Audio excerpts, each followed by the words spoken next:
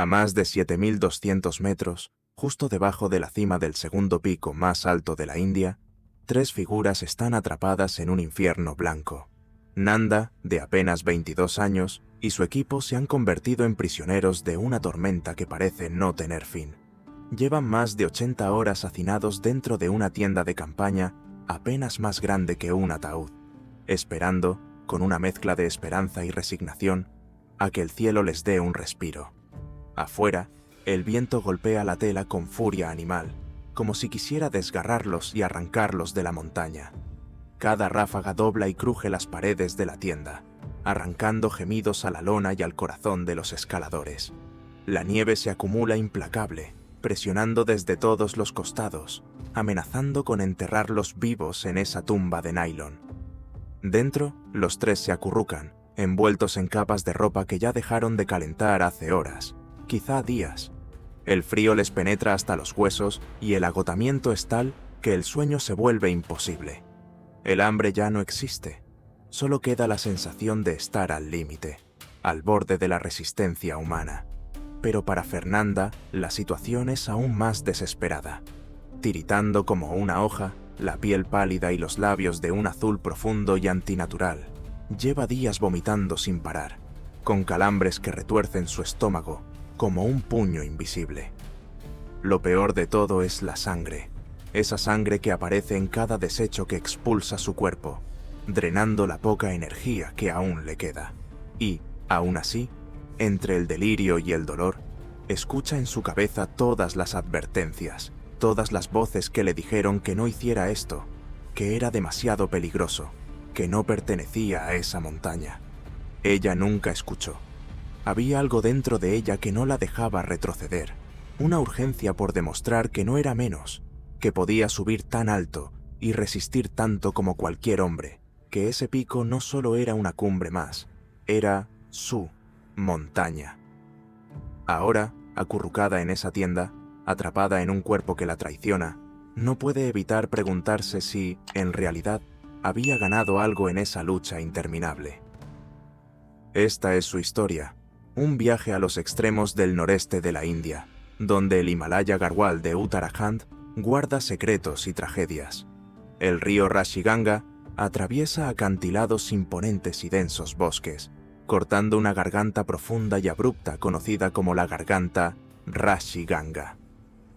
A lo largo de esa garganta, un estrecho sendero serpentea por un terreno tan agreste que parece desafiar a la razón humana, conduciendo hasta el pequeño pueblo de Lata, a unos 2.300 metros de altitud.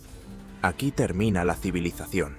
Más allá, solo existen días de caminata a pie, cruzando ríos helados y precipicios mortales. El sendero sube sin piedad. El aire se enrarece, los árboles desaparecen y el mundo se transforma en una desolación de roca y hielo. Y de pronto, el horizonte se abre. El cielo parece infinito y los picos se alzan, uno tras otro, como centinelas de un reino prohibido. Entre esos gigantes se alza la diosa indomable, Nanda Devi, de 7.817 metros, la montaña sagrada, y para algunos, intocable. Fue aquí, en 1949, en medio de la majestuosidad surrealista del Himalaya, donde un joven alpinista estadounidense, William Francis Unsold, quedó hechizado por la belleza y la brutalidad de Nanda Devi. Años después, recordaría ese momento diciendo: «Me impactó tanto su hermosura que decidí que si algún día tenía una hija, la llamaría Nanda Devi, esperando que fuera tan hermosa como la montaña». Y así fue. 2 años después, su segunda hija recibiría el nombre que quedó grabado en el corazón de su familia. Nanda Devi Unsold, o simplemente Devi para los suyos, era todo lo que su padre soñó. Tenía una vitalidad indomable, un espíritu aventurero y una pasión innata por la montaña y el aire libre. Una pasión heredada de William, quien se encargó de que sus hijos crecieran bajo la bandera de la aventura, el riesgo y la naturaleza salvaje. La familia Unsold era cualquier cosa menos convencional. William y su esposa Jolene incluso planificaron los nacimientos de sus hijos para que coincidieran con el inicio de las vacaciones de verano. Así cada año la familia podía empacar e irse directa al Parque Nacional Grand Teton, en Wyoming. Allí, en ese escenario de montañas, lagos y cielos abiertos, los niños vivieron una infancia que muchos solo pueden soñar, explorando, escalando, aprendiendo a amar la naturaleza y el peligro que la acompaña. No todos los hijos de William abrazaron ese estilo de vida. Algunos nunca sintieron la llamada de la montaña, pero Debbie y su hermano Craig, sí. Para ellos, la vida al aire libre era una necesidad, una pulsión vital. Regan, el mayor, recordaba cómo, siendo apenas un niño, William les enseñó a rapelar por primera vez. Regan, aterrorizada por las alturas, estaba lista para rendirse, pero Debbie, más pequeña y sin miedo, se adelantó y fue la primera en descender. Desde los 4 años, esa determinación ardía en ella. No solo aceptaba los desafíos, los buscaba, los provocaba. En el instituto, su carácter no cambió. Un día, ella y Craig decidieron dejar de usar el autobús escolar y comenzaron a recorrer los 17 kilómetros hasta la escuela en bicicleta, ida y vuelta, todos los días. Nadie creyó que durarían una semana, pero no solo perseveraron. Pronto arrastraron a otros amigos en su aventura y formaron una pequeña banda ciclista que surcaba la carretera cada mañana. Para Debbie, no era solo una cuestión de resistencia. Quería poner su grano de arena contra la contaminación y, de paso, defender causas en las que creía. No dudaba en participar en protestas contra la guerra de Vietnam o sumarse a campañas para combatir el hambre. William había inculcado en sus hijos algo más que valor. Les enseñó principios, la obligación de defender algo más grande que ellos mismos. Ese espíritu combativo y reflexivo dejó huella en todos los que la conocían. Sus compañeros de clase la admiraban por su confianza, su liderazgo natural, la manera en que irradiaba seguridad sin esfuerzo. Destacaba porque era diferente y porque jamás se disculpaba por ello. Pero, como suele ocurrir con los espíritus indomables, esa fuerza también traía consigo una testarudez peligrosa. Un ejemplo de ello ocurrió en 1974, durante una excursión con Craig. En pleno trayecto, Debbie empezó a cojear. Craig le preguntó qué pasaba, pero ella se encogió de hombros. Solo después de insistir, Debbie confesó que tenía ampollas, pero se negó rotundamente a quitarse las botas. Cuando finalmente accedió, sus pies estaban empapados en sangre. Craig se enfadó. Su padre siempre les había enseñado que la valentía es importante, pero la supervivencia depende del equipo, de confiar y pedir ayuda cuando se necesita. Debbie, sin embargo, rara vez aceptaba ese tipo de consejos. Esa actitud, aunque inspiradora, terminaría costándole mucho. Ese mismo año, Debbie y Craig visitaron a un viejo amigo de la familia, Ad Carter, un veterano alpinista que participó en la primera ascensión al Nanda Devi en 1936. Aunque ahora llevaba una vida más tranquila como profesor de idiomas, Carter se entusiasmó cuando los hermanos le propusieron organizar una expedición familiar al lado norte de la montaña, el lado menos explorado. Era más que una aventura. Querían hacer una peregrinación a un lugar sagrado, celebrar el 40º aniversario de la primera cumbre, y que Carter coliderara junto a William. Para Debbie, escalar el pico que llevaba su nombre era una meta vital, un sueño de infancia alimentado por historias de la montaña y la mística familiar. Carter aceptó, aunque no sin reservas. Sabía que una expedición de ese calibre exigía experiencia y rigor, así que se propuso reclutar montañistas estadounidenses con experiencia en grandes altitudes. El primero en sumarse fue John Roskelley, un alpinista de 26 años con hazañas a cuestas. Había coronado el Dhaulagiri, 8.167 metros, en Nepal y participado en el primer equipo estadounidense que escaló la cara norte del Eiger, en Suiza. Pero Roskelley traía consigo una mentalidad que chocaría de frente con el espíritu Unsold. Para él, la montaña era un campo de batalla, una cuestión de hitos, de banderas plantadas y logros prácticos. Además, no estaba convencido de que las mujeres debieran formar parte de expediciones de alto riesgo. Aunque no lo decía abiertamente, veía el alpinismo como un mundo de hombres y consideraba que los equipos mixtos podían generar distracciones y ralentizar el avance.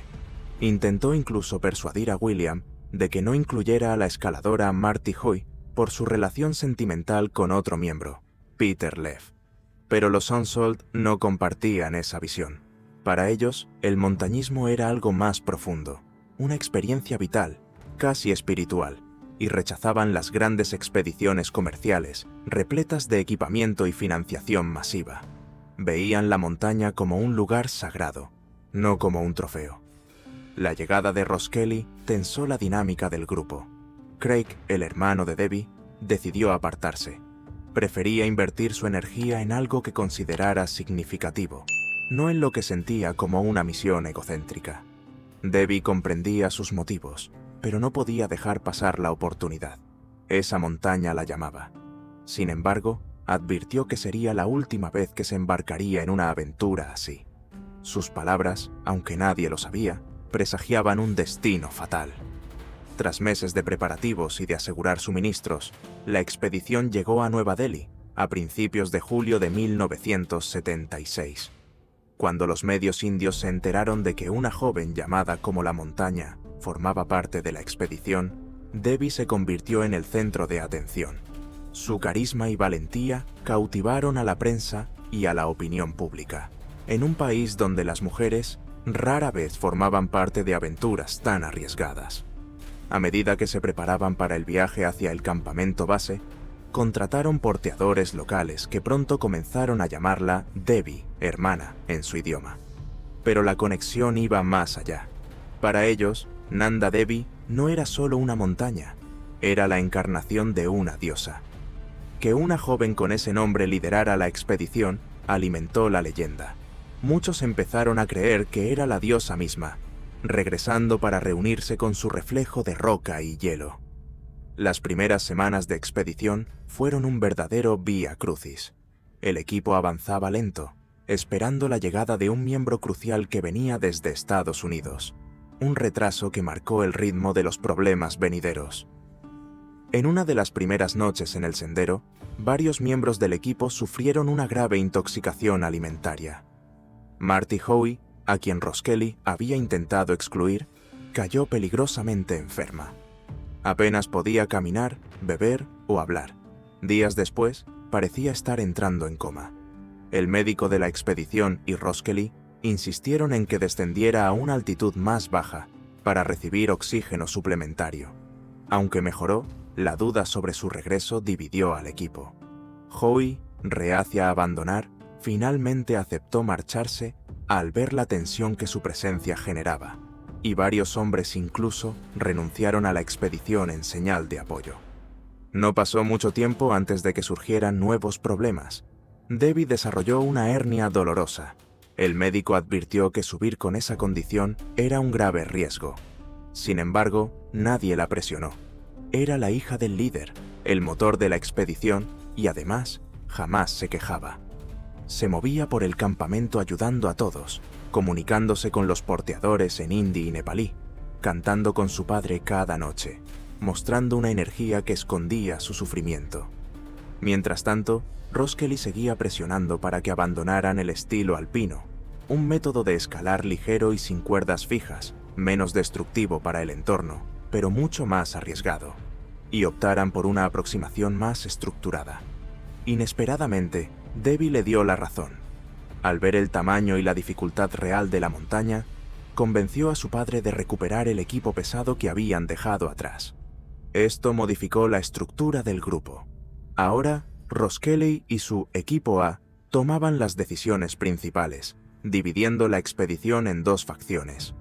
A finales de julio, finalmente establecieron el campamento base en una sección semiplana dentro del santuario de Nanda Devi. Los siguientes 1200 metros hasta el campamento avanzado fueron una tortura, acantilados envueltos en niebla, cargas pesadas y una tensión constante. Por un momento, pareció que todo comenzaba a funcionar, pero el 1 de agosto, la montaña mostró su verdadero rostro. Una avalancha masiva arrasó parte del campamento, arrancando 3 tiendas y suministros críticos. Y eso fue solo el principio. Durante los días siguientes, la montaña se volvió despiadada. Nevadas implacables y avalanchas consecutivas, provocadas por un glaciar inestable, convirtieron cada desplazamiento en una lotería mortal. Transportar suministros por esas laderas era tentar a la muerte, y el nerviosismo se apoderó del grupo. Peter Lev, quien tenía experiencia como pronosticador de avalanchas en su país, advirtió que las laderas eran más estables por la noche y propuso mover cargas durante esas horas, cuando la nieve estaba dura. Pero William, terco y confiado en su instinto, desestimó la sugerencia.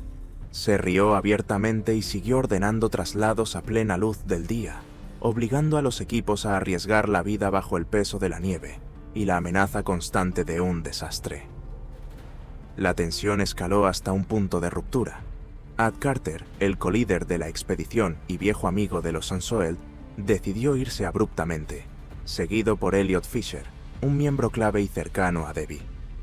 Nadie explicó claramente los motivos, pero las peleas por la gestión, el peligro extremo y la atmósfera cargada eran motivos de sobra. Para William y Debbie, la salida de Carter y Fisher fue un golpe emocional. De alguna manera, la montaña parecía ir despidiendo a los que no estaban destinados a quedarse. Ross Kelly, mientras tanto, optó por mantenerse en un discreto segundo plano. Seguía liderando técnicamente la escalada, pero dejó de pelear abiertamente, sabiendo que si la expedición colapsaba, sus propias posibilidades de cumbre se desvanecerían. El grupo, maltrecho pero aún resuelto, entró en una rutina agotadora: instalar cuerdas, mover equipo entre los campamentos 1, 2 y 3, esquivar avalanchas y lidiar con un clima impredecible. La montaña, lejos de amainar, se volvía cada vez más hostil. Pero por primera vez en semanas surgió una esperanza. El 1 de septiembre de 1976, John Ross Kelly y 2 compañeros lograron la hazaña de alcanzar la cima de Nanda Devi por la vertiente noroeste, la misma que nunca nadie antes había conquistado. La emoción se mezcló con el cansancio, pero el éxito les dio un respiro psicológico. Al día siguiente, Ross Kelly regresó al campamento 3, abriendo la puerta para que Debbie y su equipo intentaran su propio asalto a la cumbre. Debbie iba acompañada de Andy Harvard, un escalador de 27 años con el que había forjado un vínculo especial, una relación que, bajo la sombra de la montaña, se había vuelto romántica, y Peter Lev, experimentado y siempre alerta. Harvard y Debbie soñaban con casarse al volver de la expedición. Ese plan, tan humano y luminoso, era un faro en medio de la crudeza del Himalaya. Pero la realidad no tardó en imponerse. Apenas Ross Kelly volvió al campamento, ya no pudo callar más. La condición de Debbie se había deteriorado peligrosamente. Luchaba con una diarrea crónica, náuseas y una hernia abdominal que cada vez se hacía más evidente. Por mucho que tratara de disimular, hubo días en que apenas podía moverse, y las señales de alarma eran imposibles de ignorar. La hinchazón era visible, la pérdida de sangre constante y su resistencia, que parecía inagotable, comenzaba a flaquear. Ross Kelly enfrentó a Debbie y a Harvard con la verdad. Ya no tenían por qué seguir, debían descender antes de que el daño fuera irreversible. Pero la respuesta fue un silencio tenso. Debbie, obstinada, agarró un frasco de mantequilla de cacahuete, metió los dedos y agitó una cucharada en el aire. «Así es como lo hacemos en el campamento 3», dijo, desafiante. Era un gesto simbólico. Una vez Ross Kelly la había regañado por no usar cuchara, y Debbie, con su sentido del humor y rebeldía, se burlaba así de la autoridad. Pero esa misma rebeldía que la hacía tan fuerte era también la que la había puesto en peligro. El médico ya le había advertido que descuidar la higiene era una invitación a infecciones severas, justo lo que ahora la estaba consumiendo por dentro. La advertencia fue clara. Si seguía forzando su cuerpo, podría costarle la vida. Pero para Debbie, la montaña era más que una cima. Era una batalla personal para demostrar que las mujeres podían resistir, que ella era capaz de igualar a cualquiera. Había cruzado la línea en la que el coraje se convierte en obsesión. El 3 de septiembre, el trío partió hacia el tramo más técnico de la escalada, del campamento 3 al campamento 4. William, observando desde abajo, notó que su hija avanzaba mucho más lenta de lo normal. El atardecer cayó y Harvard llegó al campamento 4, esperando a Debbie. Pasaron horas. Finalmente, al filo de la medianoche, Harvard la encontró detenida en la última cornisa, completamente exhausta. No podía dar un paso más. Harvard descendió a ayudarla, y a duras penas lograron que los tres llegaran al campamento 4, a 7.300 metros.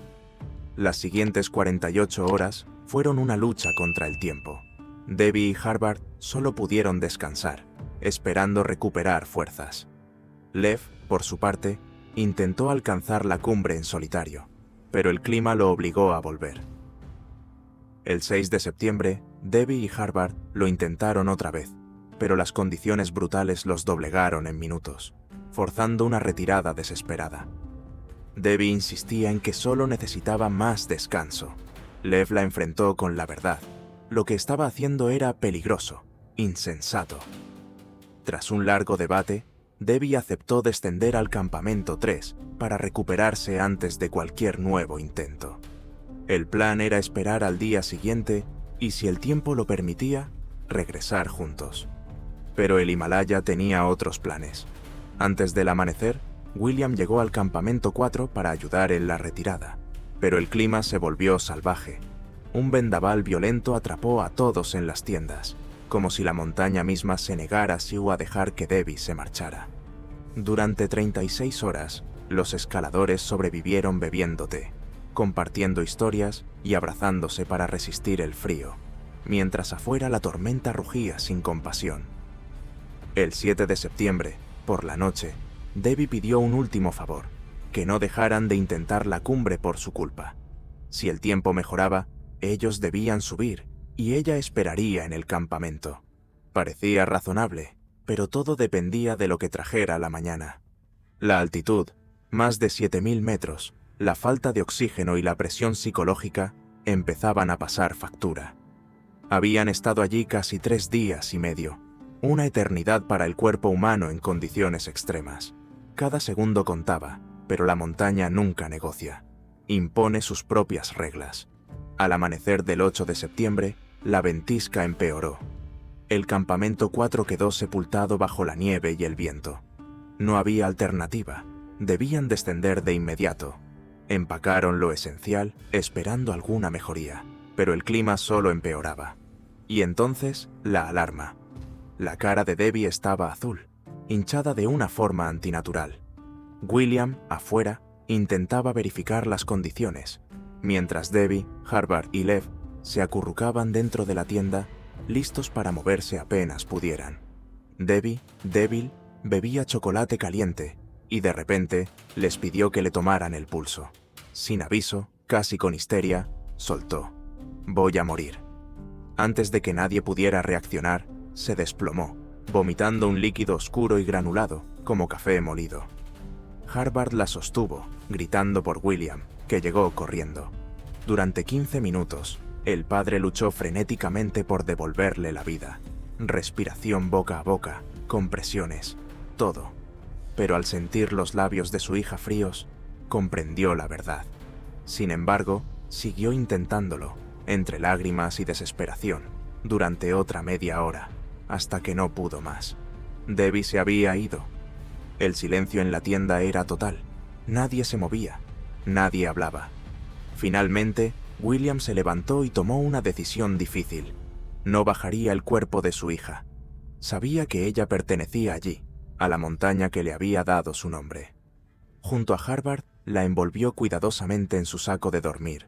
Se sentaron a su lado y rezaron una oración. Después, la llevaron hasta el borde de la cornisa, justo al lado de la tienda.